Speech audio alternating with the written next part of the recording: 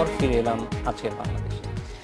রাজীব, আপনার কাছে আবার চলে যেতে খুব সংক্ষেপে যদি আমাদেরকে জানান যে এই সময়ে আমাদের যারা গণসংগীত করেন বা সঙ্গীতের সঙ্গে আছেন তাদের দায়িত্বটা কি হওয়া দরকার? তাদের দিক থেকে দায়িত্ব হওয়া দরকার হচ্ছে যারা তাদের উপরের দিকে আছে তাদের সঙ্গে আরও যোগাযোগটা বা কাজ দিয়ে আরও সম্পৃক্ততা বাড়ানো, যাতে করে আসলে যারা পথ আগলে আছেন সিনিয়র বা সিনিয়র অর্থে আমি বলতে চাচ্ছি যে বয়সে সিনিয়র না, মানে যারা আসলে কানেক্টেড না তাদেরকে কানেক্ট করা। আর উল্টো দিক দিয়ে বলতে গেলে যারা তারুণ্যকে অস্বীকার করে তাদের উচিত তারুণ্যের বা ইয়াং জেনারেশনের মনটা বোঝা, কাজটা বোঝা, টেস্টটা বোঝা, তাদেরকে তাদের চিন্তা বা কাজগুলিকে রেসপেক্ট করা বা স্বীকার করে নেওয়া, দুই দিক দিয়ে হতে হবে। তাহলে মনে হয় যে গানের জন্য, মানুষের জন্য বা সব কিছুর জন্য ভালো সময় আসবে। প্রীতম, আমার কাছে জিনিসটা আমি যেহেতু আমি অনলাইন অ্যাক্টিভিস্ট হিসেবে আমার কিছু কাজ থাকে, আমাদের একটা নেটওয়ার্ক আছে। আমার কাছে কিন্তু মনে হয় যে ওরা তরুণদের কথা যাদের কথা বলছি বা সাধারণ মানুষের কথা যারা বলছি, যার ইন্টারেস্ট আছে, যার ইন্টারেস্ট নাই তাকে তো বোঝানো যায় না। যেমন আমি অনেক সময় দেখি ড্রাইভ করতে করতে ফুটওভার উপরে, ফুটওভারের নিচের পিলারের দিক দিয়ে বাঁকা টাকা হয়ে লোকজন পার হচ্ছে। তো একদিন গাড়ি থামে এক ভদ্রলোকে বললাম যে ভাই, টাই পরা ভদ্রলোক, ব্যাগ হাতে, ভাই উপরে তো ফুটওভার, আপনি এদিক দিয়ে কষ্ট করে যাচ্ছেন কেন? আপনার জন্য তো গাড়ি ব্রেক করতে হলে আপনি তো ব্যথাও পেতে পারেন। ও ভাই থ্যাংক ইউ, দেখছি বলে আবার দৌড় দিয়ে চলে গেল। এই ধরনের লোককে তো আমি টেনে টেনে বোঝাতে পারবো না, ভাই সিরিয়াস একটা গান শোনেন, আমাদের অমুকের বার্ন হয়েছে বা অমুকে মারা গেছে, এই জন্য একটা সিরিয়াস গান শোনেন। ওনাকে কিন্তু আমি সচেতন করতে পারবো না। যার সচেতন হওয়ার ইচ্ছা সে তার মতো করে খুঁজে নেবে। এবং আমি আমার সোশ্যাল মিডিয়াগুলোতে যেভাবে দেখছি, ফেসবুক, টুইটার বা অন্যান্য জায়গায় প্রচণ্ড সচেতন ইয়াং জেনারেশন, এবং তারা সবাই যখন হয়তো বা একটা গল্প বা একটা নতুন সিরিয়াল বা নতুন একটা ফিল্মের গান নিয়ে কোট করার কথা বিভিন্ন জায়গায়, তারা সেখানে কিন্তু আমাদের নানা রকম সংকট নিয়ে লিখছেন, সংকট নিয়ে আলোচনা করছেন, সেগুলো শেয়ার করছেন, বিস্তারিত আবার জিজ্ঞেস করছেন, কমেন্টে নানা রকম নিজের মন্তব্য দিচ্ছেন। আমার কাছে মনে হচ্ছে এগুলো ঠিক আছে।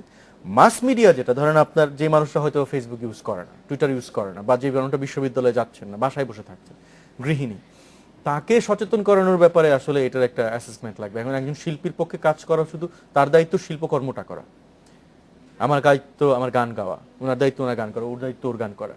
সেটাকে সাধারণ মানুষ কেউ যদি, মিডিয়া যদি মনে করে বা অন্য কেউ যদি মনে করে যে এটাকে আমরা একটু বড় করব, সেখানে তো তাদের ভাবতে হবে।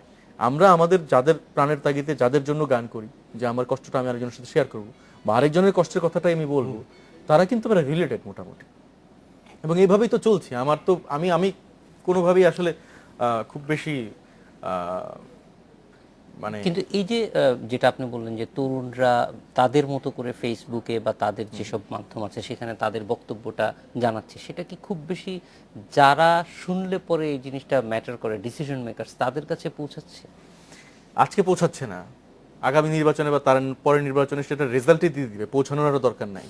বাংলাদেশটা এভাবেই এগোচ্ছে। কিন্তু আপনি জিডিপি হার দেখেন 7, আমরা ইরাকের পরপর, ইন্ডিয়া আমাদের নিচে, আমাদের গ্রোথ কিন্তু বাড়ছে। আপনি মনে করেন, আপনি শুধু একবার ভাবেন যে শুধুমাত্র ফিনান্সিয়াল গ্রোথটা বাড়ছে না, বাংলাদেশের মানুষের মানসিকতার গ্রোথটা কিন্তু বাড়ছে। যে মানুষটা আগে ওই যেরকম মাথা নিচু করে থাকতাম, জি ভাই জি ভাই, ভুল বললে বলতাম জি ভাই জি ভাই, সেই ছেলেটা এখন আর জি ভাই বলে না। ও যদি কিছু করতে নাও পারে, ও ফেসবুকে গিয়ে ওর বন্ধু বান্ধবের সাথে শেয়ার করে। প্রত্যেকটা মানুষ, একটা জেনারেশন কিন্তু প্রচন্ড সচেতন, এবং তাদেরকে ঠকানোর বা তাদেরকে আপনি যা বলবেন তাই বলে গেলানোর কোনো স্কোপ নাই এখন আর। এটা হয়তো বা 2-4 জন আপনাকে সম্মান দেখিয়ে বা বলতে পারবেন আপনি বাবার বন্ধু বা চাচার বন্ধু, মামার বন্ধু, এর জন্য কিছু বলতে পারছে না বলে মুখের উপর বলছে না, কিন্তু তাকে দিয়ে আপনি কিন্তু যে কাজটা উদ্দেশ্য নিয়ে বলছেন সেই কাজটা কিন্তু সে করবে না বাসায় গিয়ে।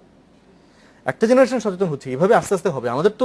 আমাদের এডুকেশনের যেই পরিমাণ একটা ফ্লো ছিল, একটা জেনারেশন কিন্তু প্রচন্ড পরিমাণ শিক্ষিত হয়ে উঠলো, তারা মানে একাডেমিক এডুকেশনে বলছি। এখন দেখেন কর্পোরেট অফিসগুলোতে ম্যাক্সিমাম তরুণ, ব্যাংক থেকে শুরু করে অন্যান্য জায়গায়, ইভেন পুলিশ ডিপার্টমেন্ট বা অন্যান্য জায়গায় যারা আমাদের সামনে আসেন বা কাজ করেন, ম্যাক্সিমাম ইয়াং। আগে তো একজন ইন্সপেক্টরের সাথে দেখা হইতো আমার যার বয়স 50-এর কাছাকাছি, এখন যাদের পুলিশ অফিসারের সাথে দেখা হয় ম্যাক্সিমাম 35 বিলো 40। সো এগুলো তো উন্নত হচ্ছে। আমি তো মনে করছি যে ইয়াং জেনারেশনের কাছে সারা বাংলাদেশের ক্ষমতাটা যাচ্ছে আস্তে আস্তে। এখন আমার যার বয়স আজকে 70 বা 75 বা 65, উনি তো ওনার মতো করে ছড়ি ঘোরানোর চেষ্টা করবেন এখন উনি হয়তো আমাদেরকে তাকাবেন না, বলবো উনার হাতে ছড়ি আছে, আমি ঘুরাবো, প্রীতম শুনবে।